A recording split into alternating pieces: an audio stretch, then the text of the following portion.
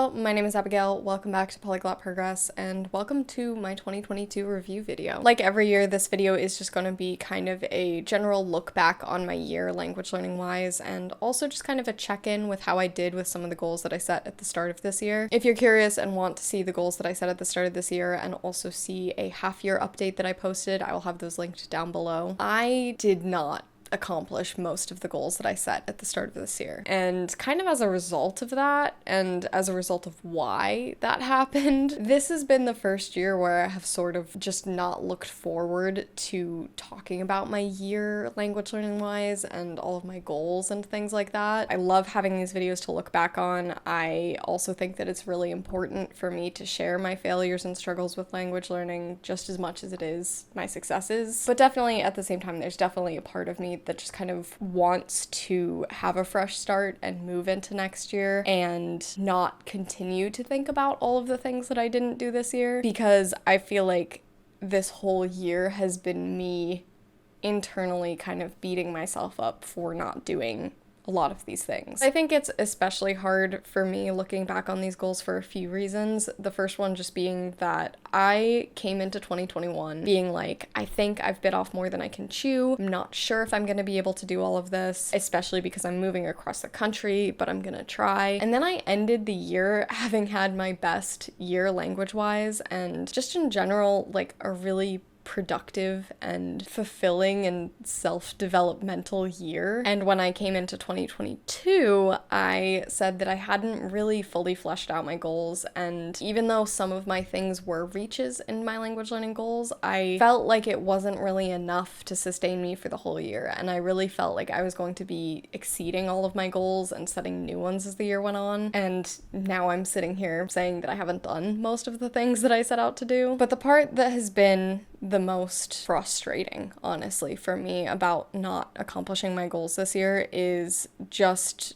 the reasoning behind it. This is not one of those years where I am going to sit down and make this video and say, like, I set too high of expectations for myself, or I set this goal but it wasn't realistic for this reason. I didn't learn a lesson from not accomplishing these goals. So let's just start by talking about why things went the way that they did. Number one, I was very busy. I was expecting this year to be a lot less busy than 2021, namely because in 2021 I moved from northern Connecticut to central Texas. I thought 2021 was a great year for my language learning, and now I'm settled in, I've built this great foundation, and I even planned to have language learning be a little bit less so my focus and still kind of be doing the same amount of stuff, but be able to really focus on building habits with like my writing and all of these other things. But no, I was so busy this year. But honestly, still should have been able to get stuff done. In comes reason number two, and that is that I was just not doing so well mentally this year. And it honestly feels kind of weird to even say that, because it's not like I was in a scary place by any means this year. In fact, this is probably the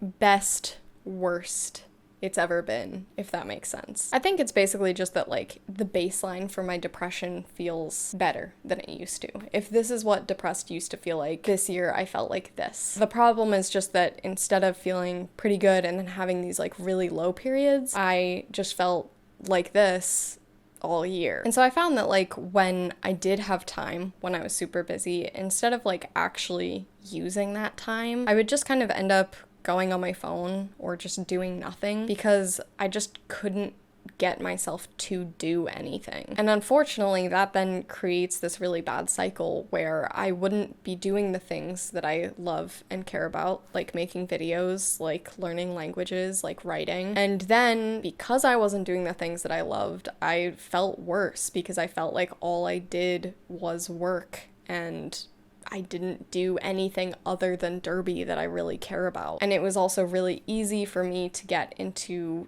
these traps of beating myself up over not doing things and then have that make the cycle even worse. The good news is that I am doing a lot better right now. I think the last month or so, I've been honestly in a really solid place, and as a result of that, I have been making videos again. I have been learning languages again. I have been doing things that I care about and love again, and in turn, that has been helping to break that cycle and just help me to feel better in general. And really, honestly, as much as this video opened up on a bummer, I really am hopeful for next year. I cannot really explain it, but I do honestly just feel like next year is going to be a better one for me. And on that note, as much as I have been kind of beating myself up throughout this year, I do think it is important for me to not do that and to really positively look back on the things that I did accomplish this year, even if I didn't accomplish all of the things that I set out to do, and even if I wish that this year went a lot differently.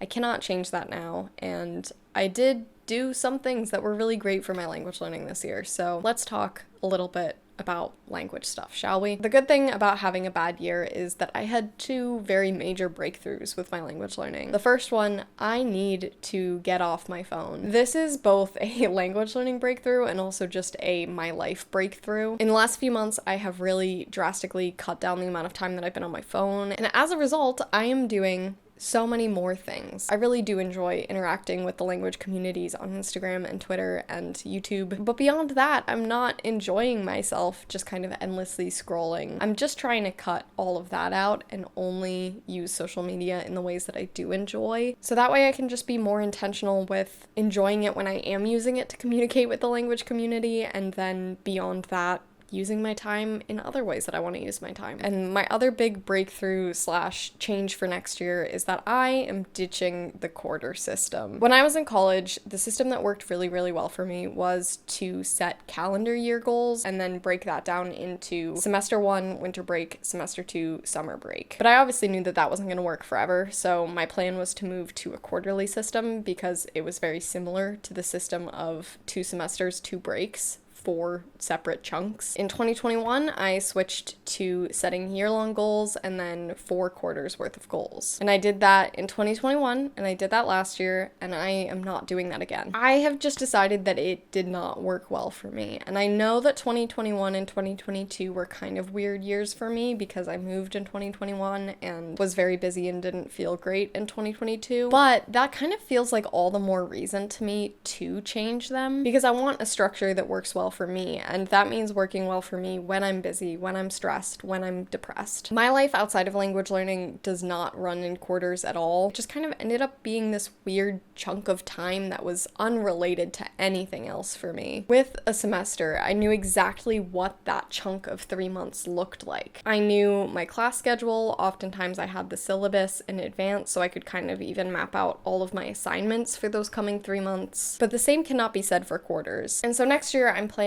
to set goals for the year, do a 6-month check-in to kind of reassess and change my goals based on what I want then. And other than that, just set month-to-month goals because that makes so much more sense for me. My job, the rest of my life really, runs on more of a monthly basis as opposed to a quarterly basis. I can tell in advance what my work looks like, the things that I'll need to do for clients in the span of a month, but I don't know that really for a quarter. I can better judge kind of how I'm feeling and what I need more of, whether that's relaxation or using my time really intentionally and being more productive in a month, and that's just not really possible for me to gauge over the course of a whole quarter. It just feels like it makes way more sense for me, and I'm really glad that I have figured that out because the quarterly system just wasn't really working, and I thought a lot about how to fix that. But I think that the year, 6-month, 1-month kind of tiered system is going to be really, really good for me. Obviously, we'll have to see. I thought that the quarterly system was going to be great for me too. I literally figured out that I was going to do that system like my sophomore year of college. And there's old videos on Polyglot Progress of me talking about how excited I was to move to a quarterly system once I graduated instead of needing to use a semesterly system. But in practice, it just didn't work out for me. So I'm really hoping that this works a little bit better for me next year, and I'm really excited to at least give it a try. In terms of my overall language learning goals, I wanted to log 600 hours in Polylogger, with 100 of those hours going to each of my target languages. This goal did not happen, and it's also the thing that made every other goal that didn't happen not happen, because if I am not putting in the time, how am I supposed to do the things that I want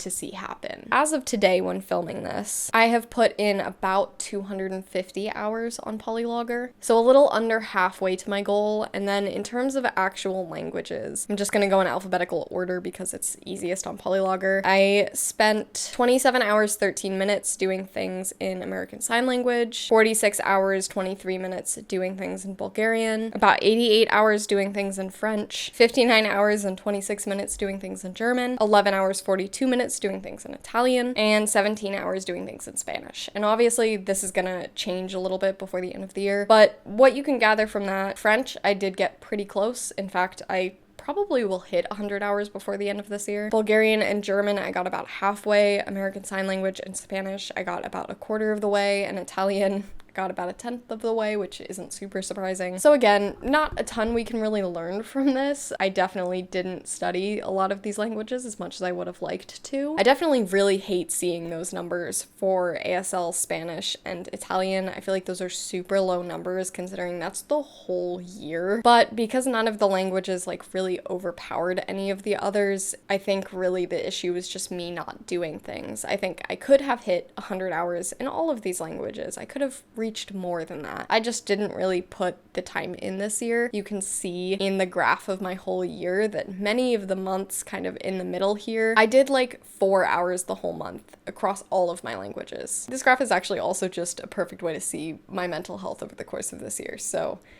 thanks for that, Polylogger. So this is one where, although I'm really bummed out about it, really bummed out about seeing some of those numbers, I do think that this can definitely be improved pretty easily next year. For the millionth year in a row, I wanted to read 50 books, and this is one that I don't think that I'm gonna finish before the year ends, but I'm going to get pretty close. I'm currently at 37 out of 50 books. I have 2 more that I'm probably gonna finish before this weekend ends, which is really close and a really great number of books to read in a year. But I definitely am a little bummed out by it just because I really wanted to finally hit 50. I also definitely could have done this if I was just a little bit more consistent with my reading throughout the year. I am definitely prone to going through like periods where I read like 4 books in a week, and I do that for like 2 weeks and then I just stop for 3 months. I really hope that next year I can kind of build a better habit of reading before bed each day or something like that, and actually be a little bit more consistent with this and therefore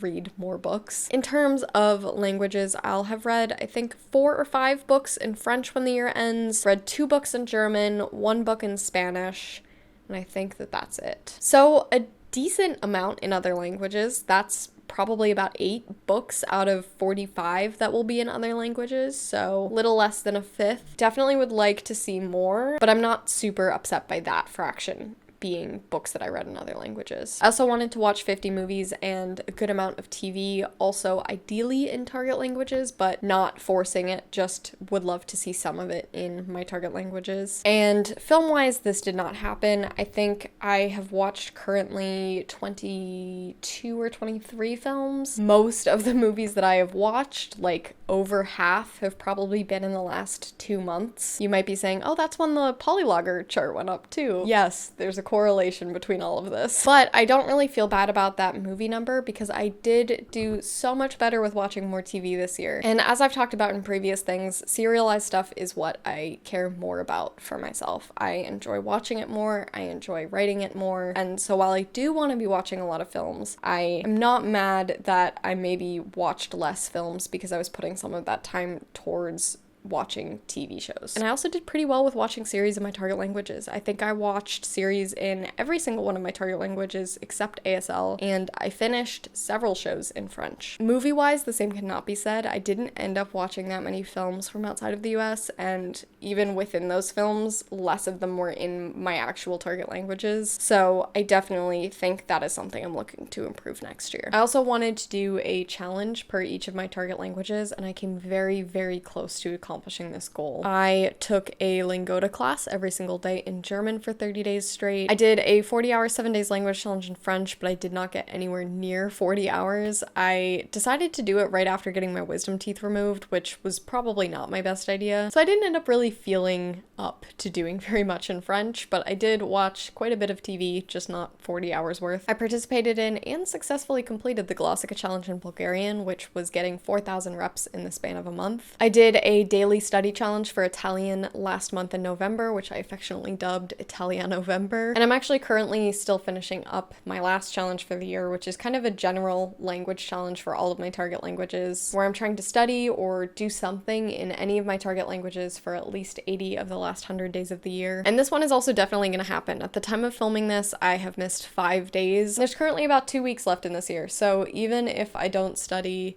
or do anything for a single other day this year, I have successfully completed this challenge. So the general challenge was an additional thing. I didn't plan to do that. And then the only languages that I didn't do this for were ASL and Spanish. I honestly just never really thought of one that I really wanted to do for ASL. And I did try to do a mini immersion in Spanish, and I just didn't really end up doing enough that weekend. I only really participated for one day and didn't really do all that much, so I don't really want to count it, but I guess you could count it, in which case the only language I missed was ASL. This is definitely the goal that I feel the best about, both because I feel like I really almost completely accomplished what I was setting out to do, and I also just discovered this year that this is definitely a goal that I want to continue to bring into potentially every year in the future. It definitely pushed me, it challenged me, if you will, and I just had a really good time and saw a lot of really great results, so it's definitely something that I'm continuing in the future. I also had 2 language goals that are not necessarily tied to language learning. I wanted to do some more linguistics study. I minored in it in college, but haven't really done anything with it since, and also since I minored, there are so many topics, so many fields that I never really got into or just didn't really go that in depth with, so I just wanted to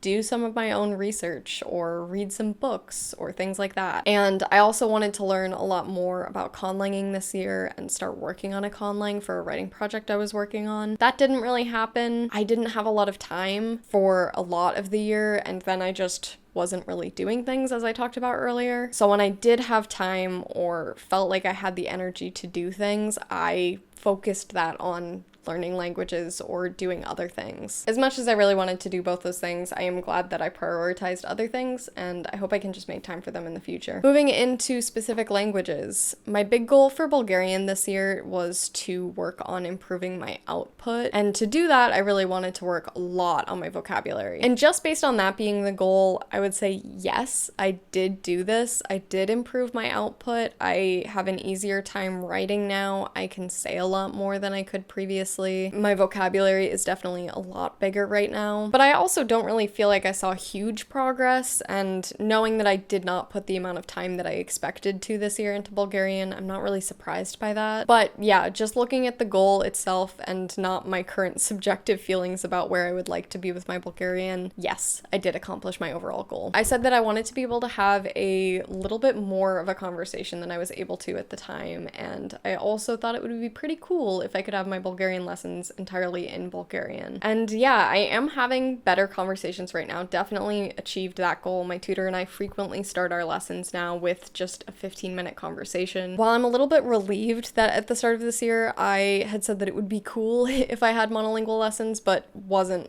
explicitly that needs to happen, I am definitely a little bit bummed out that that one didn't happen. I have monolingual lessons for every single other one of my target languages, and I feel like not having that be the case in Bulgarian really just kind of emphasizes how much of a lower level I'm at in Bulgarian, and really emphasizes how much more I struggle with the language and struggle with very basic things. I would just really love to see my Bulgarian, of course, at a point where I can just do things in it, and I feel like this is a thing that is a constant reminder that I'm not there yet. I also know that I probably did make a lot more progress than I'm giving myself credit for this year in Bulgarian, and it's gonna take time for me to get to a point where I feel comfortable having lessons entirely in the language, and this is a great start. I had 2 textbook goals for Bulgarian. I wanted to finish Intensive Bulgarian 2 and finish a B1 textbook. Neither of these super happened, but it's honestly because I was kind of jumping around between resources this year. I did work on both of them. I just find the Intensive Bulgarian books really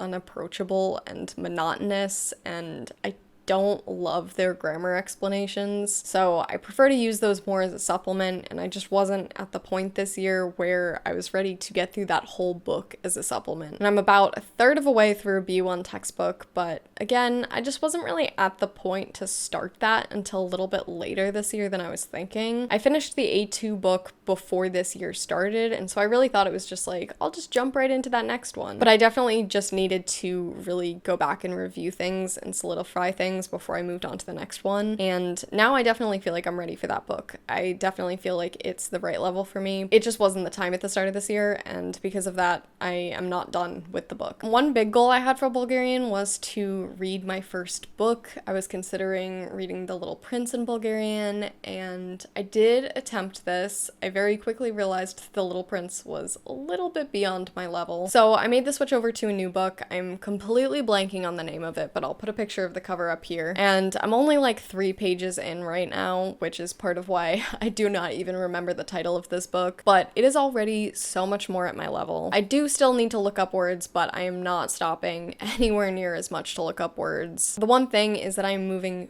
very, very slowly through it. Part of the reason I'm only 3 pages in is that it takes me like 20 minutes to get through a single page, even though I know all of the words. So this is a goal that I want to work on next year, but I'm definitely going to be a little bit more realistic with this one. I think this is one goal where maybe I was reaching a little too high. I just didn't realize how much work my reading comprehension and reading speed itself was going to need. I think it's just that I have had a lot more out of context exposure to Bulgarian than in any of my other target languages when they were at this stage. So I'm definitely facing the repercussions of that now, but I do think with a little bit of practice, it'll all just kind of click into place at some point, and I will be able to read and see the words that I know and understand them in context. I'm planning to work on this next year, and even if it doesn't happen then, I just know I'm gonna be so proud of myself when I do finally finish my first book, so I'm really excited about that. And lastly, I wanted to finish watching the Bulgarian dub of Total Drama Island, or at least the first season of the show where it's actually called Total Drama Island. I sort of did this. I got halfway through season 1, and then I learned that that is all Netflix has dubbed in Bulgarian. Once you hit episode like 10 or whatever it is, Bulgarian dub just stops being available. So I did watch all of the Bulgarian Total Drama Island. I just didn't actually watch all of the season, but honestly, that is fine with me. I think I mentioned it probably in my start of the year video. I was not watching this show because I was like super excited to watch this show. I was watching it because it was one of the few things I could watch in Bulgarian. So I don't really need to watch the second half of the season. That said, now I do need to find other things to watch in Bulgarian, which is a little difficult, and I'm really hoping I can find some more things to watch in Bulgarian in the future. One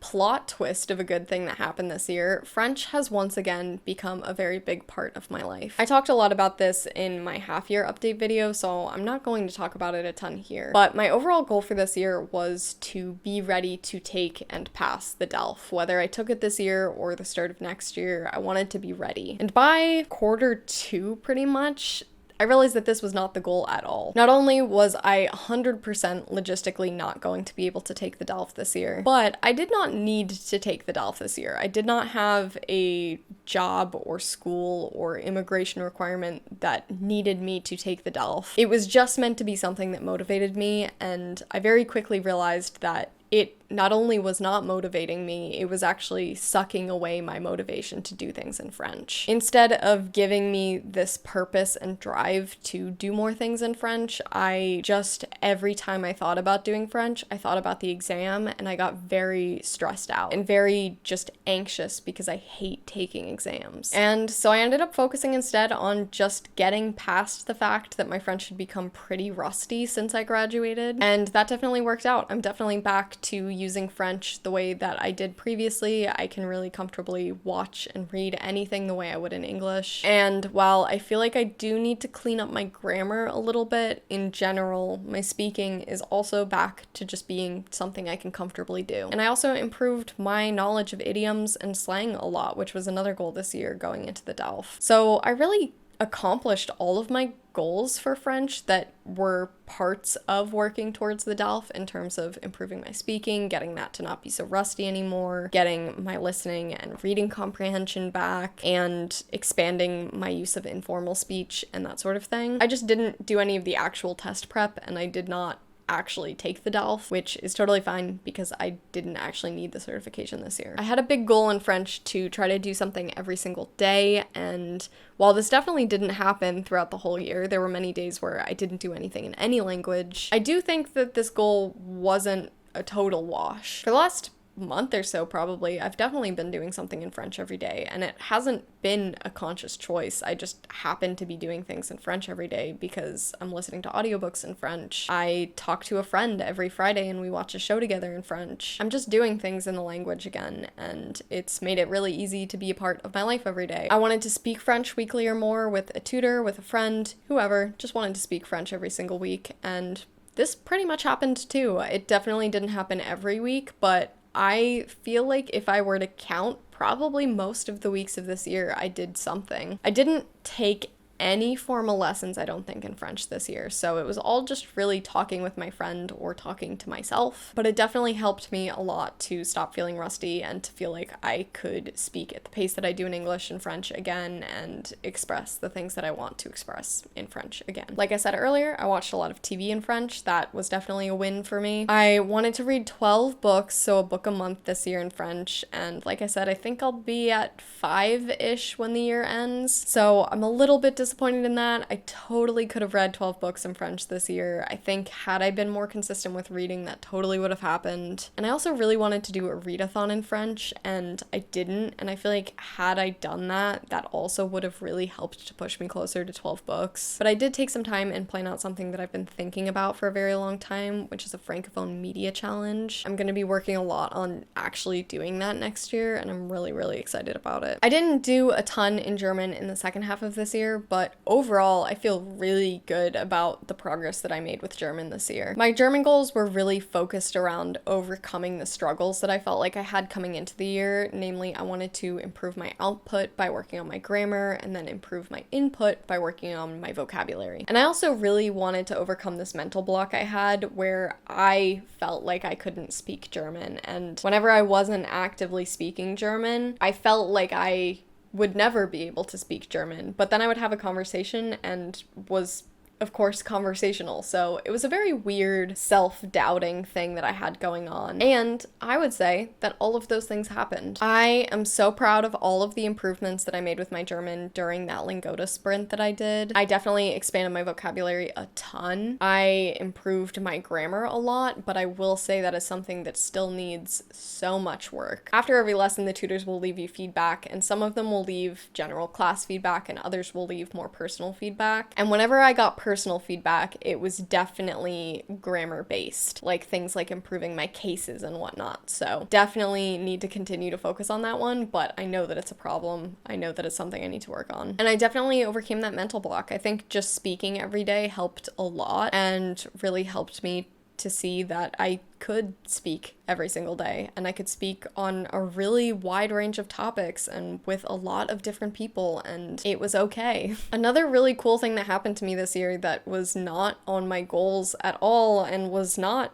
something that I ever expected to have happen is that I got to use German with my job a bit, and I hope that next year brings more opportunities for me to randomly use languages at times that I do not expect to. I made a lot of progress on my German media related goals but didn't necessarily finish any of them. I wanted to read 5 books. I did not do this. I read 2 books. One of them was a Percy Jackson book, and one of them was Love with Pride, which is like a rom-com type book. This is one where I think if I'd actually hit 100 hours in German, I definitely could have done this, or at least gotten to like 4 books. I wanted to finish Dark, which I didn't, but I did finish season 1 and start season 2. I do want to finish it. I just didn't watch it for so much of this year for whatever reason, so I definitely need to get into that. And I wanted to listen to all 6 of the Big Finish audios in German. I did not do this, but actually voluntarily. I listened to the first 3, the ones that are the 10th Doctor and Rose. Really enjoyed them, had a really fun time listening. I love the people that they cast for all of the characters. They all felt really fitting. I just opted not to listen to the 3 with the 10th Doctor and Donna because I've been really enjoying listening to them when I go trail skating, when I don't have an audiobook I want to listen to. And I really have been enjoying these audios and want to savor them. I don't want to try to just fly through them because it was a goal. I only have these 3 more that I can ever listen to in German unless they make more, and until then I'm fine with having done half this goal. And my last goal in German was to finish both the Aspektanoi B2 book, which I was partway into coming into this year, and the C1 book, which I obviously had not started at the start of this year, and neither of those happened. I think I probably did like 1 chapter in the B2 book this whole year, and that was the most that I touched that book series. This goal is kind of funny for me to look back on because these books were just so not a part of my life this year that it's wild to me that I thought I was going to finish 2 of them. But I do really enjoy these textbooks, and I feel like they were actually really beneficial to my German when I was using them, so I do actually want to continue that goal next year. My ASL goal was to continue building on what I knew going into the year, and because it was such a small, achievable goal, I would say I definitely achieved this. Even if I didn't hit all of my smaller goals or spend as much time as I would have liked to with the language, I definitely know more than I did before this year started, and I definitely feel more comfortable and confident using the language than I did in 2021. I had intended to finish all of Queer ASL's ASL courses this year, so I needed to take and finish ASL 103, ASL 104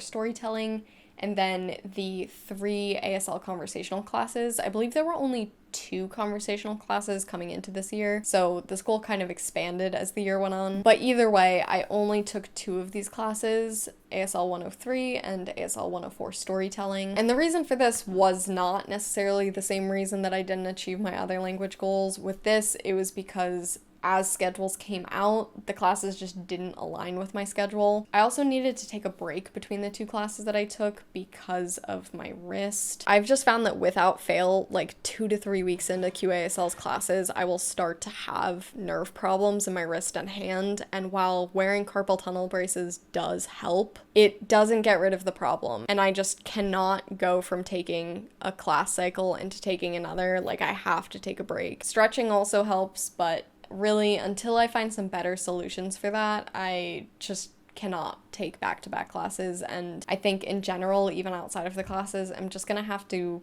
be okay with my ASL progress being a little slower than I would like, and needing a lot more frequent breaks than I would like, and leaning more on input than I would maybe want, just because there is this physical level that I don't experience with any of my other languages. And then the last reason is that after ASL 104 storytelling, I realized that I had a couple gaps in my knowledge that I just wanted to work on before I took a conversational class. It felt like I knew the least out of everyone in my storytelling class. And I think some of that is because you can take those 1 or 4 levels in any order. So maybe some people had already taken a conversational class and then were taking storytelling, or maybe they even had taken other ASL classes and then were taking this. But I just felt like I wouldn't be able to contribute as much to conversations, and so I wanted to put in a little more effort on my part and be a little bit more ready for those. And I also wanted to watch more media that incorporated ASL in it, and I did not really end up doing this, which is the thing that I'm bummed about, because I totally could have done that. No matter how I was physically feeling with my wrists, I still could have been watching vlogs, I still could have been watching movies that involved ASL. There were so many opportunities to work on my receptive signing, and I feel like I didn't take them. So I definitely want to do this next year. If you have any recommendations for films or TV or vlogs, theater performances, poems, anything, I'd love to know. My goal for Spanish was to improve my fluency when speaking. I felt like I was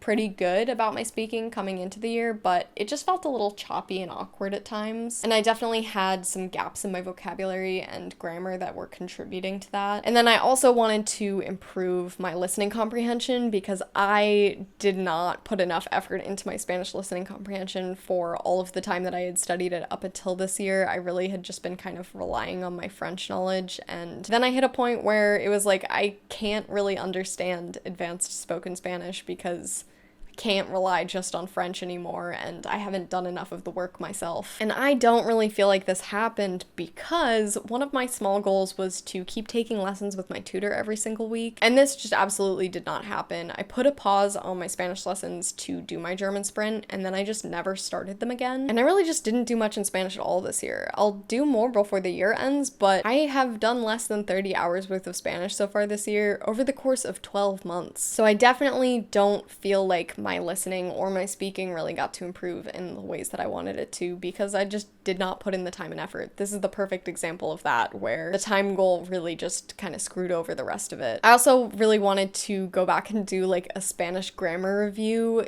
get myself a little bit more comfortable with tenses and when to use them and that sort of thing. And I specifically said in my start of the year video that I wanted to do it because I wanted to do it in 2021, and it didn't happen.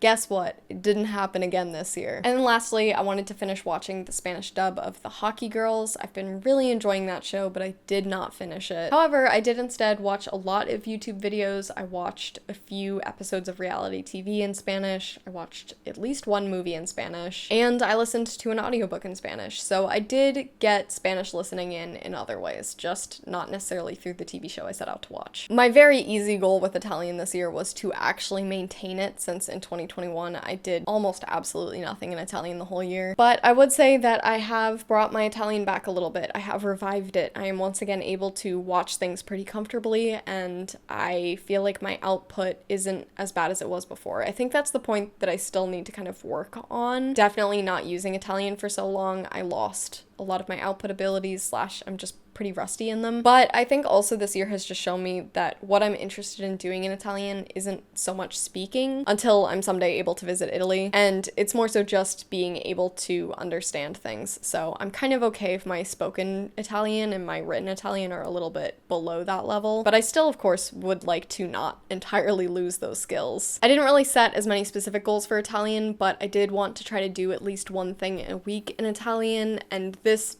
didn't happen because I wasn't really consistent throughout the whole year. But I'd say that whenever I was consistently doing language stuff, I probably did something at least once a week in Italian. I also wanted to start taking lessons at some point, which I absolutely did not do. Part of the problem here though was not an Italian problem. It was just that I didn't really take that many lessons in any of my target languages this year, other than obviously I took a ton of lessons in German during that sprint, but sort of throughout the whole year I wasn't taking lessons as frequently for a variety of reasons, mostly because I was so busy and just couldn't schedule them in. And so when I did end up taking lessons, they weren't in Italian because that was kind of my lowest priority for that. I wanted to read a book, which I did not even end up starting. I definitely mentioned this in my half-year update that I really wanted to read Matilda. Didn't happen. I still would love to read that. I own the ebook, so I definitely can at some point, but just didn't happen this year. And then I wanted to either watch a full show or watch a ton of movies. I didn't necessarily do either of these. I didn't complete any TV show, and I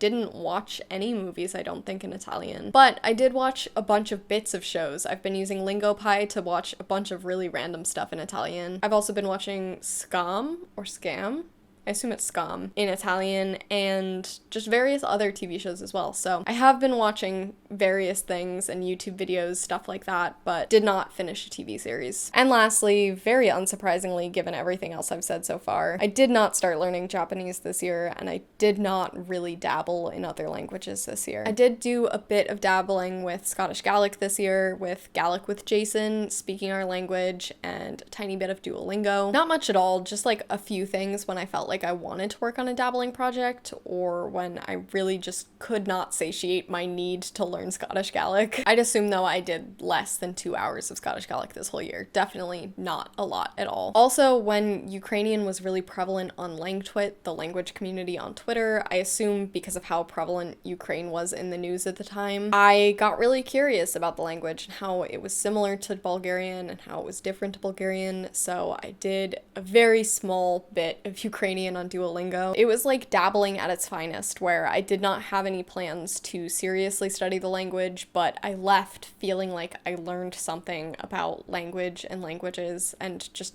had a really interesting time with it. And I really just enjoyed getting to learn a bit of a really beautiful language, and I hope maybe someday I get to study more of it because it really is super interesting and super beautiful. Overall though, a lot of my desire to dabble was sort of tied to that desire to learn more about linguistics. I really wanted to kind of branch out and learn more about other languages that were very different from the languages that I'm learning and very different from languages that I hope to learn in the future. And because that didn't really happen, and also just because I really needed to prioritize in general and then prioritize the things that I cared more about, I just didn't really end up up doing languages that weren't my serious language projects. And because it's dabbling, I also feel totally fine that I didn't do more this year. My goal wasn't necessarily to force myself to learn various other languages or to dabble this year. I wanted to just have a mindset shift where if I felt like learning how to write in Japanese or learning a few words in Danish or whatever, that would be okay. I wanted to really be able to keep using dabbling as a way to just show myself how much I love languages. And I definitely feel like I achieved that mindset shift. I definitely saw that with Scottish Gaelic this year. I definitely saw it with Ukrainian, which is the language that I haven't really had an interest in before, but was able to leave that little study session being like, I actually would super be interested in learning more of this someday. It's super beautiful and super interesting. So I'm overall happy with this. And Japanese, I knew was a maybe, and definitely given how everything went this year, I'm glad that I did not take that on. Overall, even though it's been a very rough year for me, I am proud of the little bit that I did, and I really hope